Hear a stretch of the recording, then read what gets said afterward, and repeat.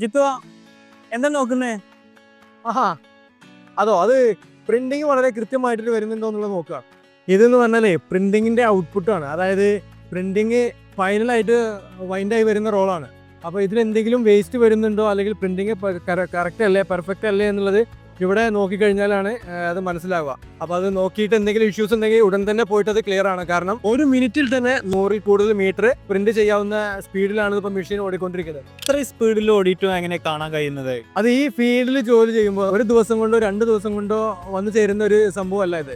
കാരണം നമ്മൾ ഓടിച്ചൊക്കെ കണ്ടുകൊണ്ട് പ്രാക്ടീസ് ചെയ്ത് സ്പീഡിൽ ഓടുന്ന വസ്തുവിനെ പെട്ടെന്ന് ഫോക്കസ് ചെയ്യാവുന്ന രീതിയിൽ നമ്മളെ കണ്ണ് അതിലേക്ക് റെഡി ആയിട്ടുണ്ട്, അതിലേക്ക് പ്രിപ്പയർഡ് ആയിട്ടുണ്ട്. അപ്പോൾ അതുകൊണ്ട് ഞങ്ങൾക്ക് ഇത് വളരെ വ്യക്തമായിട്ട് കാണും. പെട്ടെന്ന് ഒരാൾ വന്നു കഴിഞ്ഞ് നോക്കിക്കഴിഞ്ഞാൽ ഇതൊന്നും കാണാൻ പറ്റില്ല. സ്പീഡിൽ ഓടുന്ന ഈ ഒരു ജോബ് വളരെ വ്യക്തമായിട്ട് നിങ്ങൾക്കും കാണാൻ പറ്റും. കാണിച്ചു തരുന്ന ഒരു ഡിവൈസ് ഉണ്ട്, അതിന്റെ പേര് സ്ട്രോബോസ്കോപ്പ് എന്നാണ്.